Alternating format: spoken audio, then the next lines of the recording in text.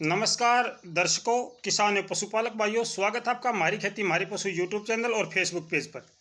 किसान साथियों, आज 24 फरवरी है और 24 और 25 फरवरी की रात्रि या मैं कहूं कि कल सुबह तक किस प्रकार का मौसम का पूर्वानुमान है। फिलहाल जो हमारे पास अपडेट है उसके अनुसार भारत के उत्तरी भारत के कुछ हिस्से में अभी भी बारिश और बर्फबारी का क्रम जारी है, जिसमें देहरादून आपका जो उत्तराखंड है वहाँ पे उत्तराखंड के पिथौरागढ़ से थोड़ा सा ऊपर अभी भी वहाँ पे कुछ बर्फबारी और बारिश का क्रम जारी है। शेष हरियाणा, पंजाब, उत्तर प्रदेश, राजस्थान और एनसीआर, दिल्ली, हिमाचल प्रदेश, जम्मू कश्मीर, यहाँ पे बादल छाए हुए हैं। जैसा कि हमने सुबह भी आपसे ये जानकारी साझा की थी कि भाई आज दोपहर को या दोपहर से पहले थोड़ा सा या दोपहर के आसपास में बादल छाएंगे, उसके बाद में कुछ धूप भी दिखाई देगी। तो अब वो जो एक बार बादल छाने के बाद में हल्के से बादल आए, उसके बाद में थोड़ी सी धूप दिखाई दी, अब शाम से फिर एक बार बादल छाने शुरू हुए हैं और ये बादल पश्चिमी विक्षोभ के आगमन की एक सूचना है कि अभी पश्चिमी विक्षोभ जो है वो हमारे यहाँ पर पहुँच चुका है, लेकिन अभी तक वो इतना ज़्यादा सक्रिय नहीं हुआ है जिससे कि वो बारिश देश की जो बारिश देने वाला और ताकतवर पश्चिमी विक्षोभ है वो अभी भी पाकिस्तान के अंदर मौजूद है। वो भारत में अभी तक नहीं आया है और वो आएगा आपका 27 फरवरी को। 27 फरवरी को वो भारत में दस्तक देगा। उसके देखने से अनुमान लग रहा है कि वो बहुत लंबे चौड़े एरिया में बारिश दे सकता है। फिलहाल उससे जो हमें अनुमान है, मैं पहले भी ये बात आपसे जानकारी साझा कर चुका हूँ मेरे किसान भाइयों कि यहाँ पर कोई भी पश्चिमी विक्षोभ जब आता है पाकिस्तान के अंदर वो बारिश देता है।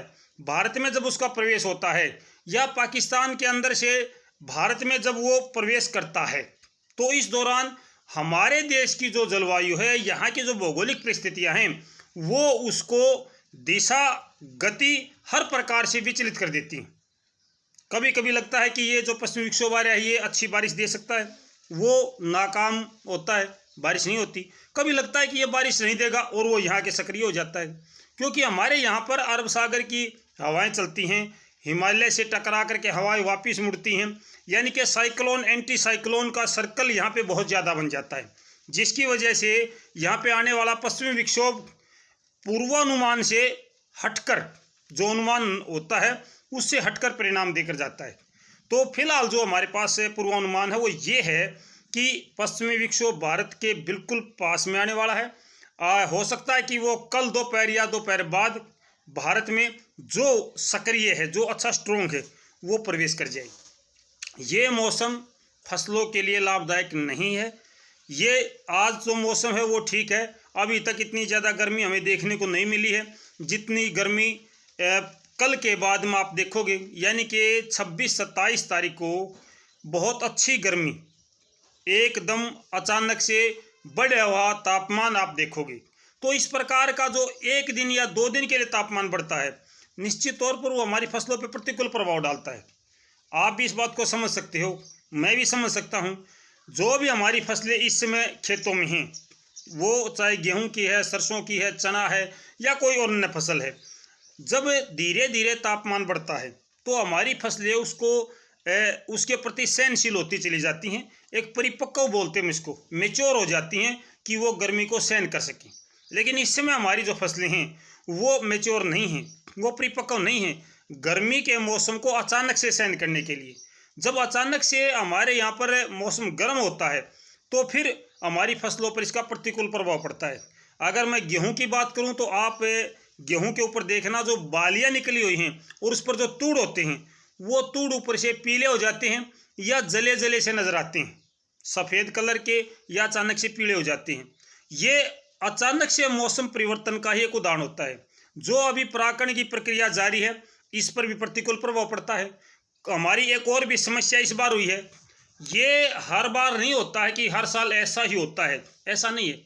इस बार हमारे साथ जो हुआ है वो ये हुआ है कि हम पिछले 15 दिनों से अपनी फसल में पानी लगाने की कोशिश कर रहे हैं। खेतों के अंदर नमी नहीं है, पर्याप्त बारिश नहीं हुई है, खेतों में नमी की कमी है। बारिश के इंतज़ार में हम पानी नहीं लगा पाए।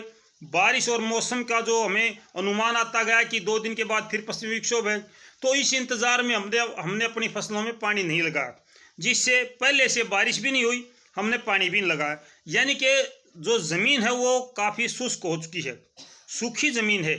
हमारी फसलों को पानी की आवश्यकता ज़रूर है, लेकिन कहीं कहीं पर पानी मौजूद नहीं है या कहीं पर मौसम के डर से हमने पानी नहीं लगाया है। तो दोनों ही प्रकार से हमारी फसलों में इस बार थोड़ा सा जो परिवर्तन है वो इस वजह से आ रहा है। बार बार पश्चिमी विक्षोभ सक्रिय हो रहे हैं। इन पश्चिमी विक्षोभ के सक्रिय होने से हम अपनी फसलों में पानी तो नहीं लगाए, लेकिन शुष्क होने के कारण जो अचानक से तापमान बढ़ता है वो तापमान हमारी फसलों पर प्रतिकूल प्रभाव डालता है।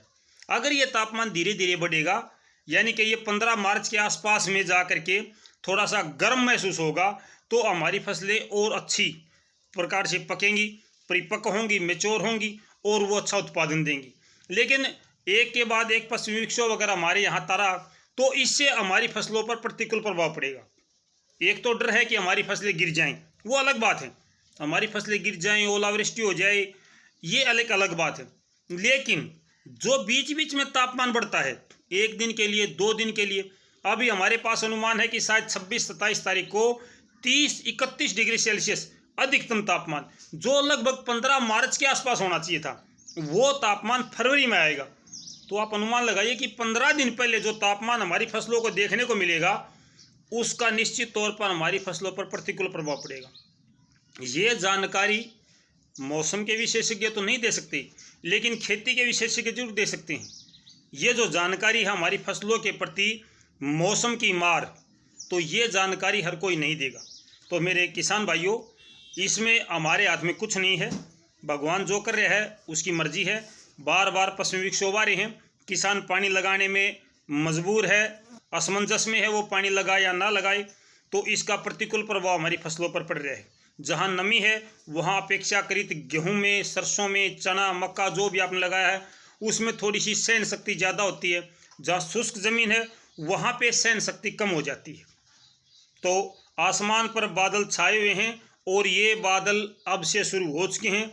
ये बादल बीच बीच में रुकेंगे, थोड़े से आपको वो बोलते हैं स्पेस, थोड़ा सा जगह आपको खाली नज़र आएगी, फिर से बादल आएंगे, फिर थोड़ी सी जगह खाली आएगी, यानी कि धूप छाँव का खेल कल भी चलता रहेगा। न्यूनतम तापमान और अधिकतम तापमान में वृद्धि रहेगी। हवा की गति धीरे धीरे कम होती जा रही है। आज रात्रि में भी तापमान में बढ़ोतरी होगी, रात का तापमान भी गर्म होगा, कल दिन का तापमान भी गर्म होगा। तो ये है जानकारी। कल सुबह फिर हम आपसे मौसम की जानकारी साझा करेंगे और शाम को मिलते हैं आपके साथ में लाइव प्रोग्राम में। तब तक नमस्कार, जय हिंद।